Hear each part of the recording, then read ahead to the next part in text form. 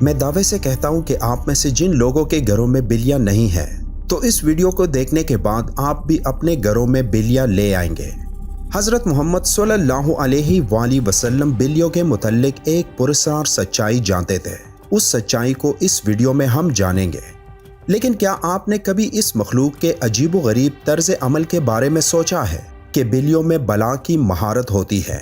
یہ ذہین بھی ہوتی ہے اور ان کا ایک ایسا راز بھی ہے جسے آپ سننے پر چونک جائیں گے کہ جو مخلوق ہمارے ارد گرد 24 گھنٹے موجود ہوتی ہے ان کا یہ راز آج تک ہم کیوں نہیں جان پائے۔ اس ویڈیو میں ہم بلیوں کے متعلق کئی گہرے راز جانیں گے اور یہ جانیں گے کہ بلیوں کو حضرت آدم علیہ السلام کی پیدائش کے فوراً بعد کیوں پیدا کیا گیا۔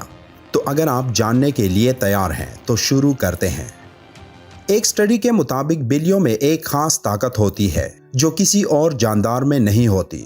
خاص طور پر بلیوں کے متعلق وہ باتیں جو ہمیں حضرت محمد صلی اللہ علیہ وآلہ وسلم نے بتائی ہیں، اور آپ صلی اللہ علیہ وآلہ وسلم کی کئی باتیں اتنی دلچسپ ہیں کہ سائنسدان ان باتوں کی بنا پر بلیوں میں نئی اور حیرت انگیز خصوصیات کو ڈھونڈ پائے ہیں۔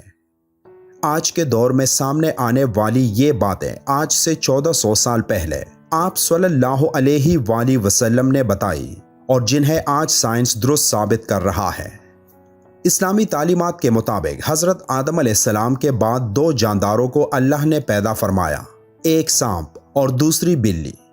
سانپ کے برعکس بلی میں اللہ نے کچھ پراسرار خصوصیات رکھی ہیں جن کی وجہ سے ایک انسان اس سے لاتعداد فائدے حاصل کر سکتا ہے۔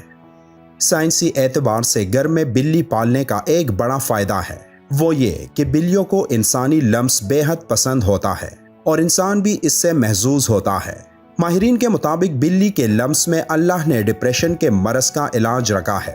اس کے بالوں میں خاص قسم کے بیکٹیریاز پائے جاتے ہیں جو انسانی جسم میں ڈپریشن کو کم کرنے میں مدد دیتے ہیں۔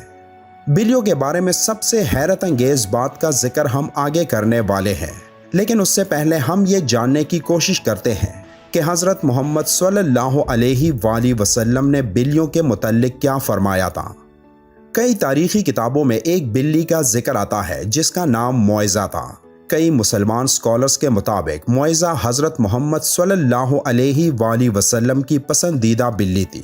ایک دفعہ آپ صلی اللہ علیہ وآلہ وسلم ایک مہم پر اپنے لشکر کے ساتھ جا رہے تھے کہ اچانک ان کے سامنے ایک بلی آ گئی جو کہ حاملہ تھی۔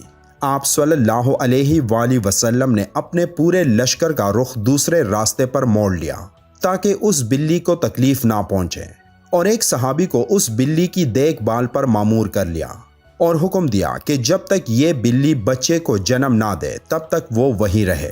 جب آپ صلی اللہ علیہ وآلہ وسلم اس مہم سے واپس آئے تو راستے میں سب سے پہلے اس جگہ پہنچے اور اس بلی کو لیا اور اپنے ساتھ لے گئے۔ اس بلی کا نام آپ صلی اللہ علیہ وآلہ وسلم نے معزہ رکھا، جو باقی تمام زندگی آپ صلی اللہ علیہ وآلہ وسلم کے ساتھ رہی۔ ایک دفعہ آپ صلی اللہ علیہ وآلہ وسلم اذان کی آواز سے فجر کی نماز کے لیے اٹھے اور نماز کی تیاری میں مصروف ہو گئے۔ پھر جب نماز پڑھنے آئے تو دیکھا کہ ان کے مصلے پر وہ بلی سو رہی ہے، تو آپ صلی اللہ علیہ وآلہ وسلم نے ایک کینچی لی اور اس مصلے سے وہ حصہ کاٹ دیا جہاں وہ بلی سو رہی تھی تاکہ اس بلی کی نیند خراب نہ ہو۔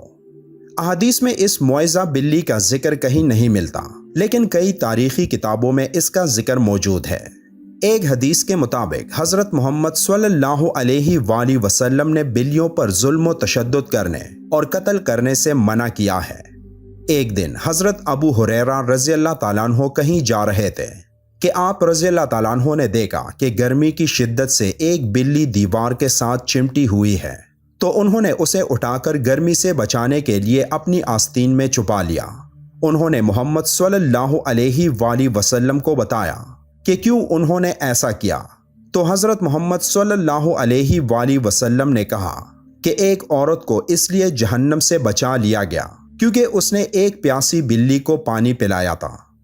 سیدنا عبداللہ بن عمر رضی اللہ تعالیٰ عنہ فرماتے ہیں کہ رسول اللہ صلی اللہ علیہ وآلہ وسلم نے فرمایا، ایک عورت کو بلی کی وجہ سے عذاب ہوا، اس نے بلی کو قید کر کے رکھا یہاں تک کہ وہ مر گئی، پھر اسی بلی کی وجہ سے وہ جہنم میں گئی۔